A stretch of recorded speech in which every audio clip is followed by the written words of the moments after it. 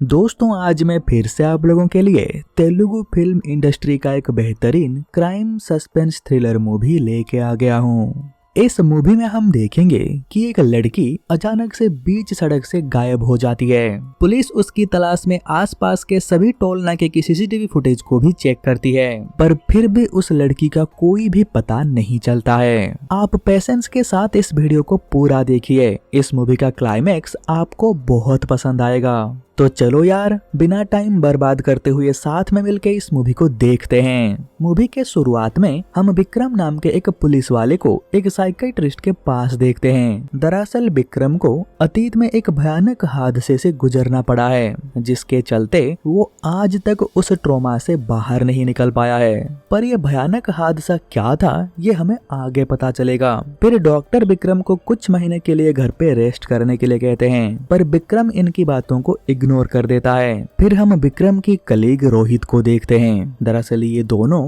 हर case में एक साथ काम करते हैं। और हाँ, विक्रम की एक गर्लफ्रेंड भी है जिसका नाम नेहा है। वो स्टेट फॉरेंसिक लेबोरेटरी में जॉब करती है। दरअसल इस मूवी के शुरुआत में हमने जिस साइकियाट्रिस्ट को देखा था वो नेहा की दोस्त है, इसीलिए वो नेहा को कॉल करके विक्रम के तबीयत के बारे में सब कुछ बता देती है, जिसके चलते नेहा विक्रम को एक सुझाव देती है कि तुम्हें कुछ महीने के लिए जॉब से छुट्टी ले लेनी चाहिए। विक्रम पहले तो मना करता है, पर अंत में वो छुट्टी लेने के लिए राजी हो जाता है और 3 महीने का लंबा छुट्टी ले लेता है। फिर ये सीन यहीं पे कट हो जाता है और दूसरी तरफ हम प्रीति नाम की एक लड़की को देखते हैं। वो अपने पापा को बाय कह के कार लेके किसी काम से बाहर निकल जाती है, पर रास्ते में उसकी कार अचानक से बंद पड़ जाती है और ठीक उसी टाइम इब्राहिम नाम का एक सब इंस्पेक्टर वहां से गुजर रहा होता है। वो प्रीति को बीच रास्ते में ऐसे अकेले खड़े होते हुए देख उसके पास जाता है, तो प्रीति कहती है मेरी गाड़ी खराब हो गई है। इब्राहिम उसे कहता है तुम मेरी गाड़ी में बैठो, मैं तुम्हें घर छोड़ देता हूँ। पर प्रिया पुलिस की गाड़ी से जाने के लिए मना कर देती है। वो कहती है अगर मैं पुलिस की गाड़ी में घर जाऊंगी तो लोग गलत समझेंगे। फिर इब्राहिम कहता है क्या तुमने मदद के लिए किसी को बुलाया है? तो प्रीति कहती है सर, दरअसल मैं घर से फोन लाना भूल गई हूँ। तो इब्राहिम प्रीति को अपना फोन दे देता है। फिर प्रीति अपने पापा से बात करके उन्हें यहाँ पे आने के लिए कहती है। फिर इब्राहिम यहाँ से चला जाता है। वो पुलिस स्टेशन पहुँच के ये नोटिस करता है वो जिस फाइल को लाने के लिए गया था वो उसे नहीं किसी और फाइल को ले आया है। तो वो दोबारा सही फाइल लाने के लिए जाता है। तब वो देखता है रास्ते के उस तरफ प्रीति के पास एक कार खड़ी है और प्रीति उस कार वाले से बात कर रही है। ये देख के इब्राहिम आगे निकल जाता है और सही फाइल लेके वापस से अपने पुलिस स्टेशन के लिए निकल जाता है। पर अब जब वो प्रीति के कार के पास से गुजर रहा था तब वो वहाँ पे एक आदमी को देखता है और वहाँ पे रुक जाता है। तो पता चलता है ये प्रीति के पिता हैं और वो प्रीति को ढूंढ रहे होते हैं। तो इब्राहिम कहता है उसने मेरे ही फोन से आपको कॉल किया था और थोड़ी देर पहले जब मैं उस तरफ से जा रहा था तब मैंने देखा था आपकी बेटी के पास एक ब्लू कलर की कार खड़ी हुई थी और वो उस कार वाले से बात भी कर रही थी। आप टेंशन मत लीजिए, शायद उसे उसकी कोई दोस्त मिल गई होगी, इसीलिए वो यहाँ से चली गई है। और अगर आज रात प्रीति घर वापस नहीं आती है तो आप कल पुलिस स्टेशन में आके कंप्लेन लिखवा देना। फिर इब्राहिम यहाँ से चला जाता है और अगले दिन प्रीति के मम्मी पापा पुलिस स्टेशन आते हैं और कहते हैं प्रीति अभी तक घर वापस नहीं आई है। और वो इब्राहिम को ही भला बुरा कहने लग जाते हैं कि आपने उसे अकेले क्यों छोड़ा, आप ही के वजह से हमारी बेटी गायब है। तो ये सब सुनने के बाद इब्राहिम को गुस्सा आ जाता है। वो कहता है मैंने आपकी बेटी को कहा था कि चलो मैं तुम्हें घर छोड़ देता हूँ, पर उसने कहा कि वो पुलिस की गाड़ी से घर नहीं जाएगी। आप चुपचाप एक मिसिंग कंप्लेन लिखवा के यहाँ से चले जाइए और आगे क्या करना है वो मुझ पे छोड़ दीजिए। इब्राहिम प्रीति की कार जहाँ पे खड़ी थी उसके आसपास के सभी टोल नाके पे जाता है और सीसीटीवी फुटेज को चेक करता है, पर कहीं भी उसे वो ब्लू कार नजर नहीं आता है। फिर हम देखते हैं प्रीति के पेरेंट्स इब्राहिम के खिलाफ डीजीपी से कंप्लेन करते हैं, जिसके चलते इब्राहिम को इस प्रीति के केस से निकाल दिया जाता है और साथ ही साथ उसे सस्पेंड भी कर दिया जाता है। फिर ऐसे ही 2 महीने बीत जाते हैं। विक्रम मस्त अपना छुट्टी मना रहा होता है, पर एक दिन अचानक से नेहा के कलीग विक्रम को कॉल करके बताता है कि पिछले 2 दिन से नेहा मिसिंग है। उससे कांटेक्ट नहीं हो पा रहा है और वो कहाँ है ये किसी को पता नहीं है। ये जानने के बाद विक्रम सीधा डीजीपी सर से मिलने जाता है और ये केस उसे देने के लिए कहता है, पर डीजीपी सर ये केस विक्रम को नहीं अभिलाष को देते हैं। दरअसल विक्रम और अभिलाष इन दोनों की बिल्कुल भी नहीं बनती है, ये दोनों हमेशा एक दूसरे से लड़ते रहते हैं। तो विक्रम मन ही मन ये ठान लेता है कि वो अनऑफिशियली नेहा की केस को इन्वेस्टिगेट करेगा। फिर विक्रम रोहित के साथ सबसे पहले नेहा के घर जाता है और पूरे घर की अच्छे से तलाशी लेता है, पर यहाँ पे उसे ऐसा कुछ भी नहीं मिलता है जिसके जरिए वो इस केस में आगे बढ़ सके। फिर विक्रम यहाँ से सीधा नेहा के ऑफिस जाता है और शिंदे की मदद से पिछले 3 महीने में नेहा ने जिस जिस केस पे काम किया था उन सभी का डिटेल्स निकलवाता है और फिर उन सभी केस को अच्छे से चेक करने लग जाता है। इन सभी केस में एक केस ऐसा था जिसमें 2 महीने पहले एक लड़की अचानक से हाईवे से गायब हो गई थी और वो आज तक नहीं मिली है। दोस्तों, ये वही प्रीति मिसिंग केस है जिसके चलते इब्राहिम को सस्पेंड होना पड़ा था। तो विक्रम देखता है आज से 2 महीने पहले प्रीति जैसे अचानक से गायब हो गई थी, आज बिल्कुल उसी तरीके से नेहा अपने घर से अचानक से गायब हो गई है। फिर विक्रम प्रीति के कार के पास से जो कुछ भी मिला था उन सभी एविडेंस को अच्छे से देखता है। वहाँ पे एक रुई भी था जो प्रीति के कार के अंदर से मिला था, पर इस रुई में ना ही किसी का खून लगा हुआ है और ना ही किसी का डीएनए मिला है। तो विक्रम जब उस रुई को सूंघता है उसे उस रुई से एक स्मेल आता है। फिर उसे याद आता है आज जब वो नेहा के घर गया था वहाँ पे भी उसे यही सेम स्मेल महसूस हुआ था। विक्रम को कहीं ना कहीं ये लगने लगता है कि ये दोनों केस एक दूसरे से कनेक्टेड हो सकते हैं।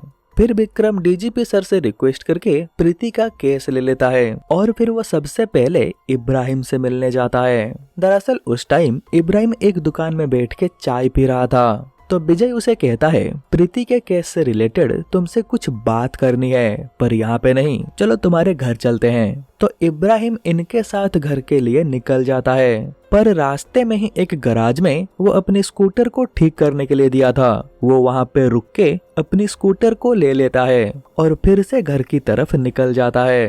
तो घर पहुंचने के बाद इब्राहिम फिर से विक्रम को पूरी बात बताता है कि दरअसल उस दिन हुआ क्या था। तो इब्राहिम से सब कुछ डिटेल्स में सुनने के बाद विक्रम और रोहित यहाँ से जाने लगते हैं, पर थोड़ा आगे जाने के बाद वो रुक जाते हैं और इब्राहिम जिस सिगरेट को बाहर फेंक देता है वो उसे भी उठा लेते हैं। दरअसल विक्रम इब्राहिम के ऊपर भी शक कर रहे हैं। फिर विक्रम यहाँ से सीधा प्रीति के कॉलेज जाता है और उसके सभी दोस्तों से पूछताछ करता है। तो यहाँ से उन्हें यह पता चलता है अजय नाम के एक लड़के से प्रीति की काफी अच्छी दोस्ती थी। फिर वो अजय से भी पूछताछ करते हैं। फिर यहाँ पे विक्रम को एक और बात पता चलता है कि कॉलेज के प्रिंसिपल प्रीति को पसंद नहीं करते हैं क्योंकि वो बाकी सभी लड़कियों के मुकाबले थोड़ा मॉडर्न ड्रेस पहनती थी, जो कि उन्हें बिल्कुल भी पसंद नहीं था। तो विक्रम प्रिंसिपल के साथ भी पूछताछ करते हैं और फिर यहाँ से चले जाते हैं। फिर विक्रम और रोहित यहाँ से सीधा प्रीति के घर जाते हैं और प्रीति के पिता से प्रीति को लेके कुछ सवाल जवाब करते हैं। इसी बीच प्रीति के पापा विक्रम को बताते हैं कि वो प्रीति के असली पेरेंट्स नहीं हैं। दरअसल मेरे बड़े भैया ने प्रीति को एक अनाथ आश्रम से गोद लिया था और वो प्रीति को अपने साथ अमेरिका ले गए थे और कुछ साल पहले एक एक्सीडेंट के वजह से उनकी मौत हो गई और तब से प्रीति हमारे साथ ही रहती है और हम भी उसे अपनी बेटी ही मानते हैं। फिर विक्रम प्रीति के पापा से कहता है कि आपके आस पड़ोस में कोई ऐसे हैं जिनके साथ प्रीति की बहुत अच्छी बनती हो। तो प्रीति के पापा कहते हैं हाँ, पड़ोस में शीला नाम की एक महिला है, प्रीति की उनके साथ बहुत अच्छी बनती थी। फिर विक्रम शीला से मिलने जाता है तो शीला बताती है हाँ, प्रीति और मेरी अच्छी दोस्ती है, क्योंकि मैं डिवोर्सी हूँ इसलिए पूरी कॉलोनी में कोई भी मुझसे अच्छे से बात नहीं करता है, बस प्रीति ही एक अकेली लड़की है जो मुझसे अच्छे से बात करती है। फिर विक्रम यहाँ से सीधा उस अनाथ आश्रम में जाता है जहाँ से प्रीति को गोद लिया गया था और अनाथ आश्रम की परिचालिका सरस्वती जी से भी बात करता है। तो विक्रम को पता चलता है प्रीति महीने में एक बार अनाथ आश्रम जरूर आती थी और अच्छा खासा पैसा हर महीने इस अनाथ आश्रम को डोनेट करती थी।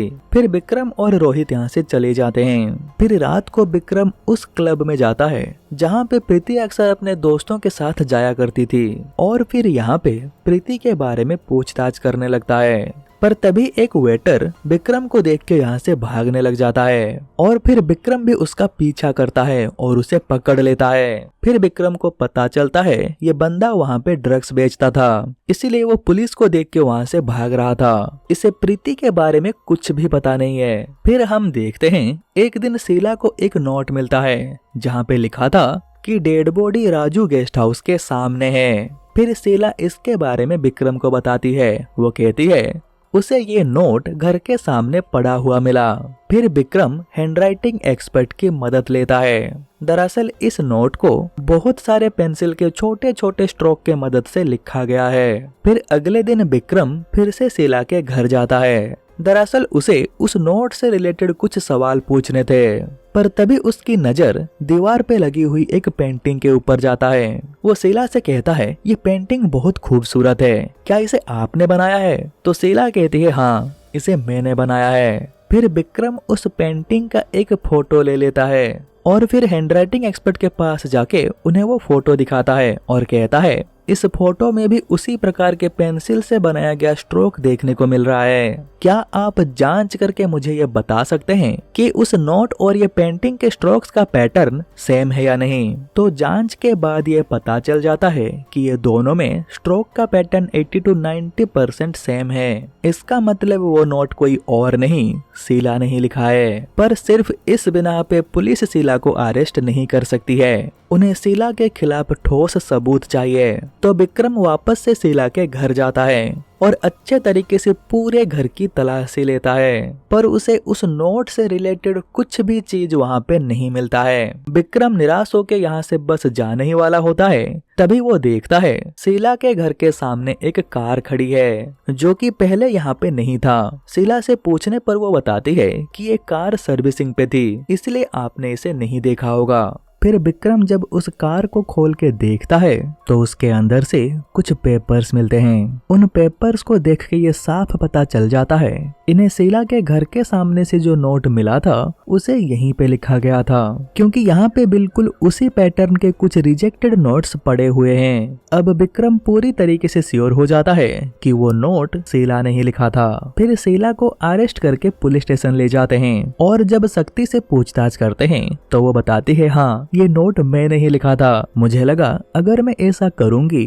तो इसी बहाने कॉलोनी के सभी लोग मुझसे बातचीत करेंगे, पर मुझे प्रीति के बारे में कुछ भी पता नहीं है, मैंने तो बस ऐसे ही ये सब लिख दिया था। विक्रम को शीला की इस बयान पे बिल्कुल भी यकीन नहीं होता है। फिर वो शीला की पॉलीग्राफी टेस्ट करवाते हैं, पर यहाँ पे भी शीला कहती है कि वो नोट मैंने ही लिखा था, पर मुझे सच में पता नहीं है कि प्रीति कहाँ पे है और उसके साथ क्या हुआ है। और प्रीति पॉलीग्राफी टेस्ट भी पास कर जाती है, पर तभी शीला की नोट के मुताबिक राजू गेस्ट हाउस के सामने पुलिस को एक लाश मिलती है जो कि बुरी तरीके से सड़ चुका था। तो जांच के बाद फॉरेंसिक टीम बताती है ये लाश किसी और की नहीं, प्रिया की है। फिर विक्रम और रोहित प्रीति के जान पहचान में जो भी था वो उन सभी का डीएनए कलेक्ट करते हैं और फॉरेंसिक टीम जब जांच करती है उन्हें प्रीति के नाखूनों से अजय का डीएनए मिलता है। इसका मतलब इस सब के पीछे अजय का हाथ है। फिर विक्रम अजय को ढूंढने में लग जाते हैं। दरअसल अजय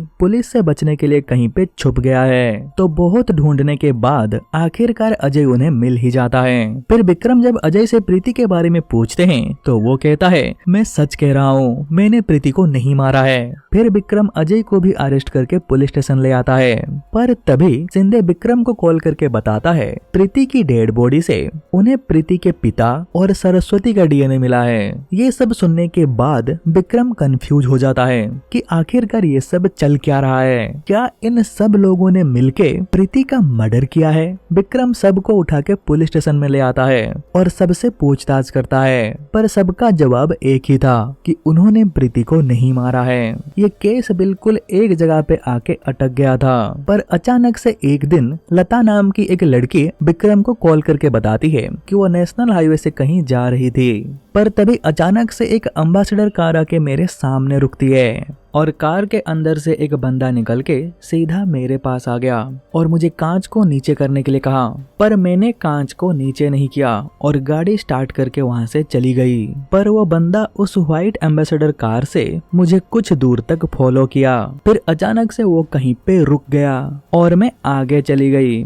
फिर जब मैं कंप्लेन लिखवाने पुलिस स्टेशन गई, मुझे वहां से आपका ये नंबर मिला। फिर विक्रम लता को वहां पे रुकने के लिए कहता है और खुद वहां पे पहुंच जाता है। फिर लता को अपने साथ पुलिस स्टेशन लाके उस आदमी का स्केच बनाने की कोशिश करता है, पर स्केच आर्टिस्ट सही से स्केच बना नहीं पाता है। फिर देर होने के कारण लता भी घर चली जाती है। फिर जहाँ पे लता के साथ ये हादसा हुआ था, विक्रम उस एरिया के आसपास के सभी टोल नाके की सीसीटीवी फुटेज को मंगवा लेता है। फिर वो देखता है उस समय के आसपास कोई भी व्हाइट एम्बेसडर कार सीसीटीवी में कैप्चर नहीं हुआ है। तभी अचानक से विक्रम की नजर एक ट्रक के ऊपर पड़ता है और सीसीटीवी में ट्रक ड्राइवर भी नजर आ रहा था, पर उसके सर पे टोपी और आंखों में चश्मा होने के कारण उसका चेहरा सही से नजर नहीं आता है। विक्रम को लगता है शायद उसने इस बंदे को प्रीति जिस दिन गायब हुई थी उस दिन के सीसीटीवी फुटेज में भी देखा था। फिर विक्रम तुरंत प्रीति जिस दिन गायब हुई थी उस दिन की सीसीटीवी फुटेज को प्ले करता है और यहाँ पे भी उसे वो बंदा दिख जाता है, पर इन दोनों ही सीसीटीवी फुटेज में बंदा और ट्रक एक ही होता है, पर ट्रक का नंबर प्लेट अलग अलग है। फिर जब वो उस ट्रक के बारे में पता करता है तो पता चलता है दोनों ही नंबर प्लेट नकली हैं। फिर उसी दिन शाम को पुलिस स्टेशन में अभिलाष आता है।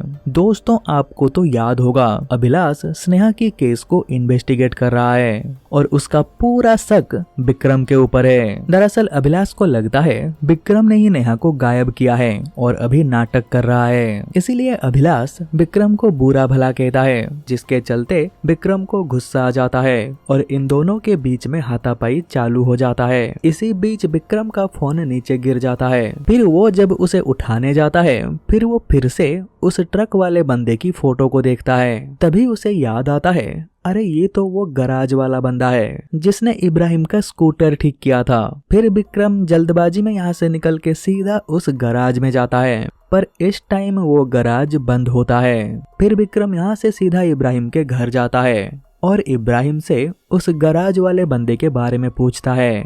तो इब्राहिम कहता है, हाँ सर, मुझे पता है वो कहाँ पे रहता है। दरअसल वो शहर से बाहर एक बस्ती में झुग्गी झोपड़ी में रहता है। फिर इब्राहिम विक्रम को वहाँ पे लेके जाता है। फिर विक्रम और इब्राहिम उसके झुग्गी के अंदर घुस जाते हैं, पर वो गराज वाला बंदा यहाँ पे भी नहीं था। तो विक्रम को यहाँ पे वो परफ्यूम मिल जाता है और इसी खुशबू को वो प्रीति के कार से मिला वो कॉटन से और स्नेहा के घर पे महसूस किया था। और फिर इस जगह की अच्छे से तलाशी लेने पर उन्हें यहाँ से प्रीति के कुछ फोटोज मिलते हैं, पर तभी वो गराज वाला बंदा बाहर से इनके ऊपर गोली चलाता है। फिर विक्रम बाहर आ जाता है और उसे पकड़ने के लिए उसके पीछे भागता है। वो बस उसे पकड़ने ही वाला होता है, तभी वहाँ पे लाइटनिंग होती है और एक पेड़ में आग लग जाता है। विक्रम आग को देख के डर जाता है और हम एक फ्लैशबैक देखते हैं। दरअसल कुछ साल पहले विक्रम के घर में उसके साथ सुस्मी नाम की एक लड़की भी रहती थी। वैसे वो लड़की विक्रम की क्या लगती थी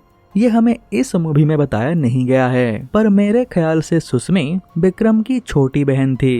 पर एक दिन कुछ बदमाश सुस्मी को जबरदस्ती घर से उठा के ले जाते हैं। फिर विक्रम सुस्मी को ढूंढते हुए उन गुंडों के पास पहुंच भी जाता है, पर इससे पहले कि वो सुस्मी को बचा पाता, वो लोग उसके आंखों के सामने सुस्मी को जिंदा जला देते हैं। विक्रम आज तक उस हादसे को भूल नहीं पाया है। जब भी वो कहीं पे आग देखता है उसे वो हादसा फिर से याद आ जाता है। फिर हम वापस प्रेजेंट में आ जाते हैं। फिर हम देखते हैं वो गराज वाला बंदा विक्रम के ऊपर फिर से गोली चलाता है, पर इस बार गोली विक्रम को नहीं इब्राहिम को लगता है और इब्राहिम मर जाता है।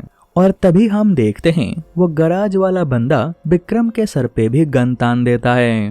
पर इससे पहले कि वो विक्रम को मार पाता, विक्रम को फॉलो करते हुए अभिलाष भी यहाँ पे पहुंच जाता है और वो उस बंदे के ऊपर गोली चला देता है, जिसके चलते वो बंदा बुरी तरीके से जख्मी हो जाता है। फिर विक्रम उसे दबोच लेता है और उससे पूछता है, बता प्रीति कहाँ पे है और तूने नेहा को क्यों मारा? तो वो बंदा कहता है, सर मुझे इस काम के लिए पैसे मिले थे पर मैंने किसी को नहीं मारा। फिर वो बंदा इन्हें उस आदमी के घर तक लेके जाता है जिसने उसे इस काम के लिए पैसे दिए थे। फिर विक्रम जब उस घर के अंदर जाता है तो वो शॉक हो जाता है क्योंकि ये घर किसी और की नहीं, रोहित की है। विक्रम रोहित को हाथ ऊपर करके नीचे बैठने के लिए कहता है, पर रोहित ड्रॉयर से गन निकाल के विक्रम की तरफ तान देता है। तो सेल्फ डिफेंस में विक्रम रोहित के ऊपर गोली चला देता है और रोहित मारा जाता है। गोली की आवाज सुन के रोहित की पत्नी ऊपर से नीचे आ जाती है और अभिलाष भी यहाँ पे आ जाता है और पूरे सिचुएशन को देख के वो ये समझ जाता है कि यहाँ पे क्या चल रहा है। फिर वो पूरे घर की तलाशी लेना शुरू कर देता है। फिर अभिलाष को प्रीति ऊपर एक कमरे में बंधी हुई मिलती है। फिर अभिलाष प्रीति को अपने साथ नीचे ले आता है। इधर नीचे रोहित की पत्नी विक्रम से कहती है, मेरे पति ने कुछ भी नहीं किया है, सब कुछ मैंने किया है। फिर वो बताती है, दरअसल मैं और मेरी छोटी बहन उसी अनाथ आश्रम में रहते थे जहाँ पे प्रीति रहती थी। हम तीनों दोस्तों की तरह रहते थे, पर एक दिन एक कपल आए। दरअसल वो हम तीनों में से किसी एक को गोद लेने वाले थे। दरअसल उन्हें हम तीनों ही पसंद थे, इसीलिए वो डिसाइड करते हैं कि चीट में हम तीनों में से जिसका भी नाम निकलेगा वो उसे गोद ले लेंगे। दरअसल मेरी छोटी बहन की दिल में एक छेद था, उसे इलाज की सख्त जरूरत थी। मैं चाहती थी वो कपल मेरी छोटी बहन को ही एडॉप्ट करें ताकि आगे चल के मेरी बहन को अच्छे से इलाज मिल पाएगा।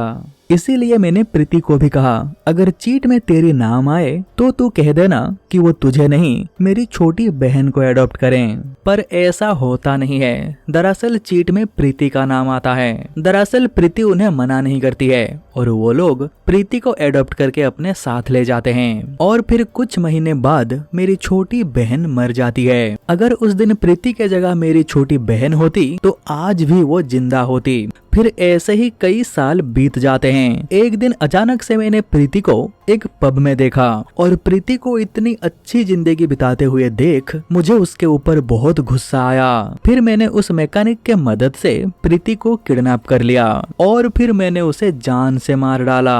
दरअसल रोहित को मेरे पास्ट के बारे में सब कुछ पता था, इसीलिए रोहित मुझे पुलिस में देने के बजाय मेरी मदद करता है। दरअसल दूसरी तरफ नेहा इसी केस पे काम कर रही थी। गाड़ी के पास से उन्हें एक सिरिंज का नेडल मिला था।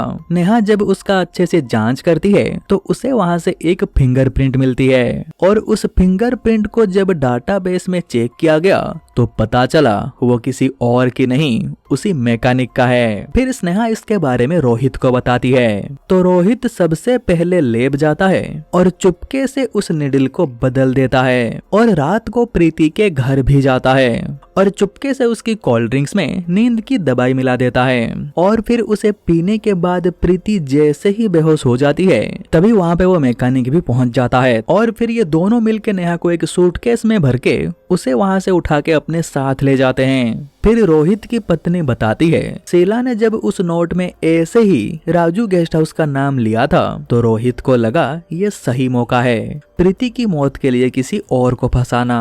फिर वो प्रीति की डेड बॉडी को जिसे उसने हमारे ही घर के पीछे दफनाया था उसे यहाँ से बाहर निकाल के राजू गेस्ट हाउस के सामने ले गया और वहाँ पे गाड़ दिया। और फिर प्रीति के लाश के साथ ही रोहित कुछ लोगों के डीएनए सैंपल भी वहाँ पे छोड़ देता है। दरअसल वो विक्रम को बिना बताए फिर से सब लोगों से मिलने गया था और इसी बीच वो चुपके से उन सभी का डीएनए सैंपल को कलेक्ट करके अपने साथ ले आया था। दोस्तों आपको याद होगा जब फॉरेंसिक टीम जांच कर रही थी तो उन्हें प्रीति की डेड बॉडी से कई सारे डीएनए सैंपल मिले थे। दरअसल इन सब के पीछे रोहित का हाथ था। वो जानबूझ के इस केस को कॉम्प्लिकेटेड कर रहा था। फिर रोहित की पत्नी को अरेस्ट कर लिया जाता है और विक्रम को रोहित की एक डायरी मिलती है जहाँ पे रोहित ने ये लिखा है कि मुझे पता है तुम एक ना एक दिन मेरे पास पहुंच ही जाओगे और जिस दिन तुम मुझे अरेस्ट करने आओगे मैं तुम्हारे ऊपर गन तान दूंगा, पर उस गन में गोली नहीं होगी, वो बिल्कुल खाली होगा। इसका मतलब थोड़ी देर पहले रोहित के हाथ में जो गन था वो बिल्कुल खाली था। फिर कुछ दिन बाद हम देखते हैं एक स्नाइपर विक्रम के ऊपर गोली चलाता है, पर वो गोली विक्रम को नहीं लगता है। दरअसल वो स्नाइपर कौन था और वो विक्रम को क्यों मारना चाहता था ये हमें इस मूवी में बताया नहीं गया है। और हाँ, ये मूवी यूट्यूब पे हिंदी डबिंग के साथ अवेलेबल है, अगर आप चाहो तो वहाँ पे इसे देख सकते हो। और जाते जाते मैं आपको एक बहुत ही बढ़िया अंडररेटेड वेब सीरीज रेकमेंड करके जा रहा हूँ। अगर आपको मिस्ट्री थ्रिलर मूवी पसंद है तो आपको ये वेब सीरीज भी बहुत पसंद आएगा। इस वेब सीरीज का नाम है कैंडी, जो 2021 में आया था और आज भी इसकी IMDb रेटिंग 8.1 आउट ऑफ 10 है। और अगर आप इस पूरे वेब सीरीज को ना देख के इस वेब सीरीज का एक्सप्लेनेशन वीडियो देखना चाहते हो तो वो आपको मेरे इस YouTube चैनल पे देखने को मिल जाएगा। उसका लिंक आपको नीचे डिस्क्रिप्शन पे मिल जाएगा, या फिर आप YouTube पे ये सर्च भी कर सकते हो कि Candy web series explained by Anurag, तो सर्च करते ही आपको मेरा एक्सप्लेनेशन वीडियो मिल जाएगा। अगर आपने अभी तक कैंडी सीरीज को नहीं देखा है तो एक बार देखिए और देखने के बाद कमेंट करके बताना मेरा रेकमेंडेशन सही था या गलत। तो दोस्तों, अगर आप आगे भी ऐसी वीडियो और देखना चाहते हो तो हमारे इस चैनल को सब्सक्राइब कर देना और बेल आइकन दबा के नोटिफिकेशन को ऑल पे रखना, ताकि मैं नेक्स्ट जब भी वीडियो अपलोड करूंगा आपके पास उसका नोटिफिकेशन आ जाएगा और आप मेरा एक भी वीडियो मिस नहीं करोगे। तो चलो यार, आज के इस वीडियो में बस इतना ही, फिर मिलते हैं कोई दूसरी वीडियो में, तब तक के लिए बाय बाय।